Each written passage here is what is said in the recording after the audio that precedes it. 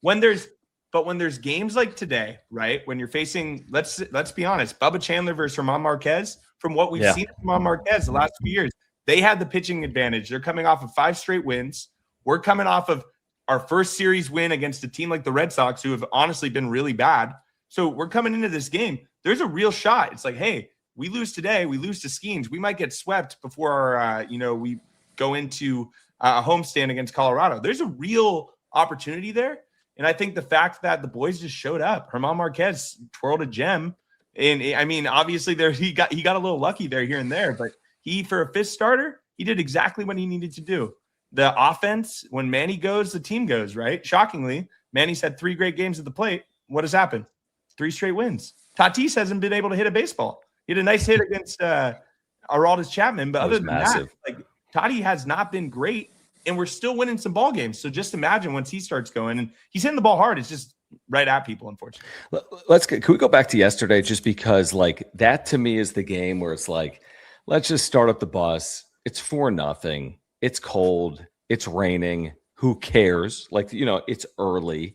It would be very easy to just go through the motions. I mean, having called 15 years of minor league baseball games, I understand the dichotomy of getaway day. Now, in the big leagues, you're not getting away from anything. I mean, you cannot throw anything away. It's the major leagues. But, you're down 4-0. It doesn't look great. And then in an instant, they reminded me of the 2024 team, which had a lot of big innings and had a lot of big comebacks. Now, I don't think one game makes a season of what 2024's team did. But I remember that game. Remember this, Kevin, when they trailed like 8-0 to the Cubs at home and Toddy hit 2 home runs, and out of nowhere, they won that game like 10 days in, if that. Sure.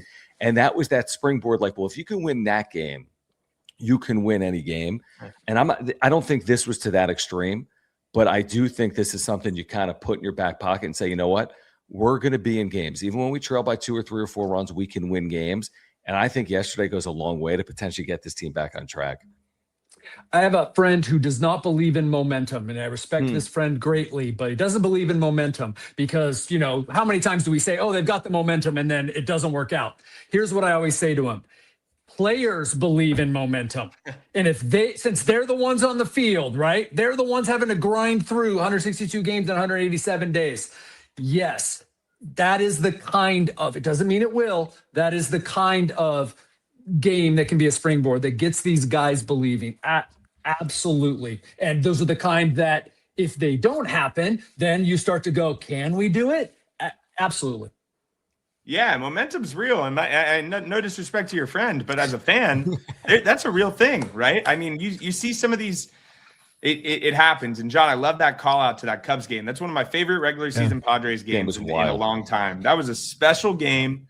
And it really was. 2024 was a great example of a team that, that whenever they were down, I was like, this team still has they still have a shot, right? I agree. And I would love to see this 2026 Padres team, copy that sort of vibe, kind of have that, mentality. I think it was a great example and we could talk about the Red Sox series, but yesterday, right? Wandy Peralta comes in, does not have it, and we blow the lead. And I thought this is going to be a stinker and people are going to be very, very angry, right? Jackson Merrill, first AB, next inning, hits a home run. That is a leader. That's a captain. That is the type of guy. You pick your guy up. It was really cool to see, and I hope we see more of that as the season continues.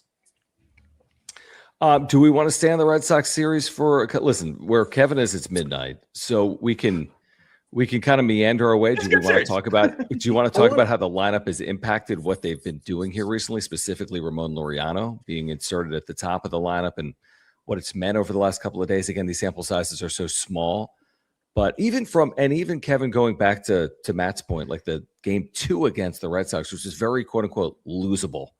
Like you get to 2-2 there in the ninth, like you got Mason Miller, but they got Chapman, and all of a sudden you're in the 10th inning and you got neither of them, and you're on the road, and that's not at that point, I think you probably only have a 40% chance of winning. You certainly don't have a 60% chance of winning, I wouldn't think, as the road team heading to the 9th inning. But they win that game in the manner in which they won it. I was very impressed with 2 outs. Tatis in the midst of that horrific game.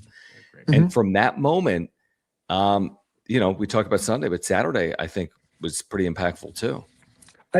First off, that moment, the Padres hope that was a sign about Tatis, right? Right. 4Ks, right? And we all know, we don't have to get into Howdy Tatis, but we all know that. And so while, he has not been great, he's had some decent at bats, and he hasn't looked like frustrated Tatis. We're 2 weeks in or a week and a half in, but that was huge moment. They hope for Fernando, and I thought it was. I wrote a lot about it. I thought that it definitely could be. That was a great game.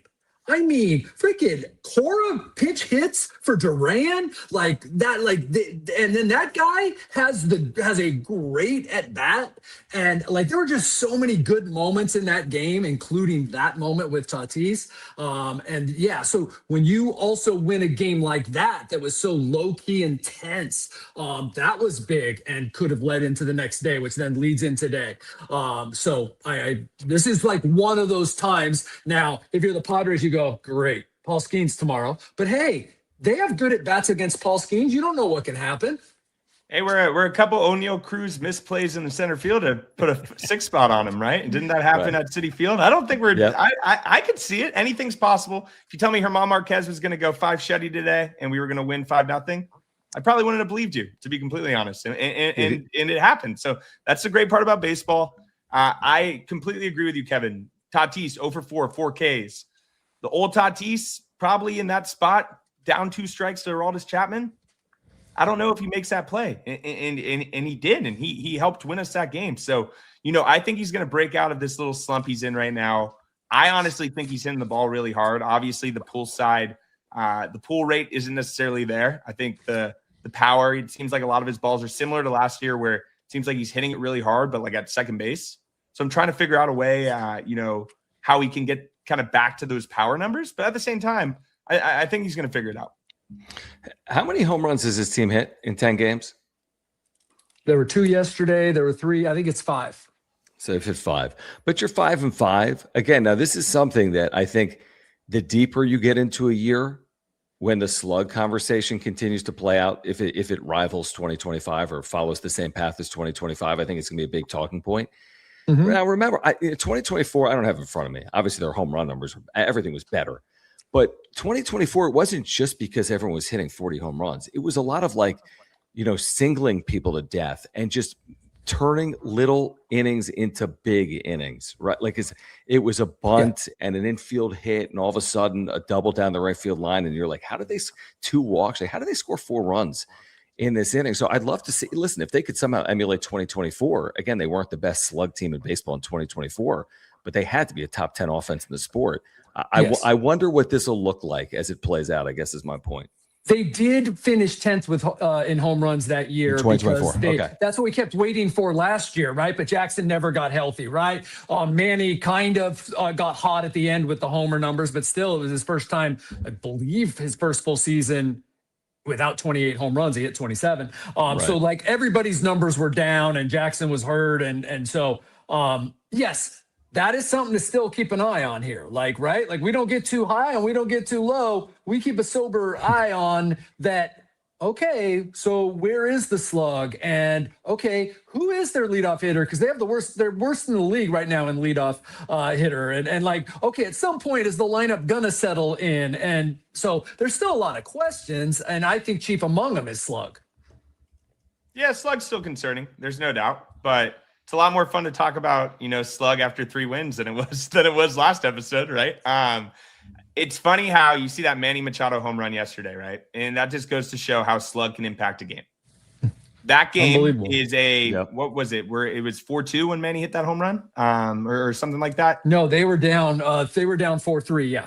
Yeah. So that is a game-changing play right there, right? One swing of the bat, and it's great to string together hits, but we're facing major league pitching. Every single pitcher out of the pen now throws 99 with a wipeout slider. It's very difficult, no matter how good of hitting, no matter how good your hitters are, to string together hits in the majors, right? Especially when you're playing a good team. All of these bullpens are getting better and better.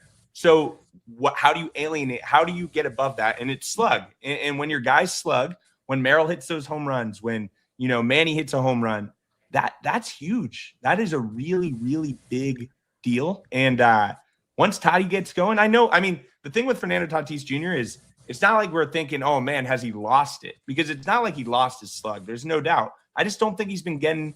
I don't think he's been, seeing pitches the way that I think he will be soon. And I know his power is there. I hope he figures it out soon, just because I love watching him hit home runs.